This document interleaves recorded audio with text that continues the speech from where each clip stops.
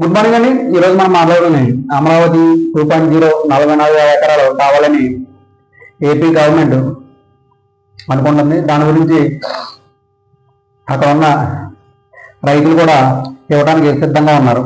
అలాగే రైతులకి ఎట్లా అంటే ఒక ఎకరం ఇచ్చారంటే దాంట్లో 25% రైతులకి, 70% గవర్నమెంట్కి ఇస్తారు. అలాగే అంతర్జాతీయ విమానాశ్రయం దానికి ఒక 7,000 ఎకరాలు అవుద్ది. అలాగే మెట్రో, అలాగే అంతర్జాతీయ స్టేడియం, క్రికెట్ స్టేడియం, అలాగే పారిశ్రామిక క్యాడర్ అంటే ఇప్పుడు హైటెక్ సిటీ ఉంది, హైటెక్ సిటీ ఒక క్యాడర్, అలాగే 4 లైన్స్ వేస్, అలాగే E13 and E15 road map, అలాగే స్కైవేలు, అలాగే కృష్ణానది మీద వంతులు, ఇవన్నీ చేయాలంటే కొంచెం భూమి కావాలన్న ఉద్దేశంతో CRDA ఉంది. ఆ ప్రపోజల్ గవర్నమెంట్కి పెట్టింది, గవర్నమెంట్ ఓకే చేసింది. అలాగే రైతులు కూడా ఇవ్వడానికి 44 ఎకరాలు ఒప్పుకున్నారు. అలాగే నెక్స్ట్ కంపెనీలు కూడా రావడానికి సిద్ధంగా ఉన్నాయి.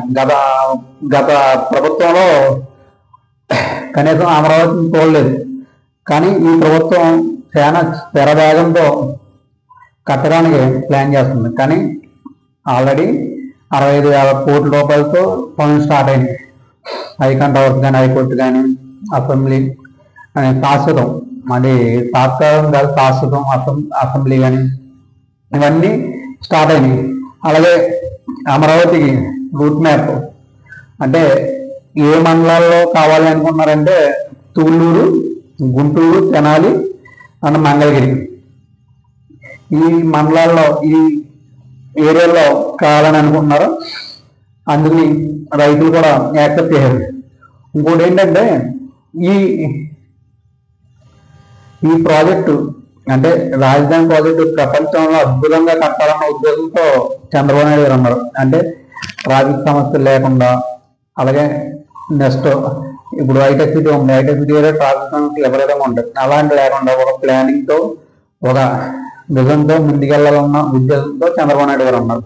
అలాగే అమరావతికి హైవేలు E13 and 15 అవి కూడా ప్లాన్లో భాగమే. అలాగే రెసిడెన్షియల్ కాంప్లెక్స్లో, అలాగే హైవే భవనాలు, అలాగే టూరిజం భవనాలు, ఇలాంటివన్నీ కూడా అంటే టూరిజం భవనాలు అంటే హోటల్స్, హోటల్ కానీ, వెస్టర్న్ హోటల్స్ కానీ ఇలాంటివి వస్తే ఆటోమేటిక్గా డెవలప్మెంట్. ఒక కంపెనీ పెట్టాలంటే CEO డైరెక్ట్ ఎయిర్పోర్ట్లో దిగి నెక్స్ట్ హోటల్స్ కాదు. మెయిన్ టూరిజం రాజధాని చాలా చాలా ఇంపార్టెంట్. ఒక CEO అమెరికాలో ఉంటారు, ఆయన హైదరాబాద్లో దిగుతారు. ఆయన హైదరాబాద్లో దగ్గర ఉన్న హోటల్కి కానీ, రెస్టారెంట్ కానీ వెళ్తారు. అలాగే ఎయిర్పోర్ట్ అయింది అంటే అక్కడ దిగి నా హోటల్కి వెళ్ళి అక్కడ నుంచి కడమ పనులు చూసుకుంటారు. అలా ప్లానింగ్ చేస్తున్నారు. కానీ ఇది 100% రాజధాని అద్భుతంగా డెవలప్ అవుతుంది. అలాగే 33,000 ఎకరాల్లో 65,000 కోట్లు ఎట్టి ఆల్రెడీ టెండర్లు పిలిచారు. ఆల్రెడీ డెవలప్మెంట్ స్టార్ట్ అయిపోయింది.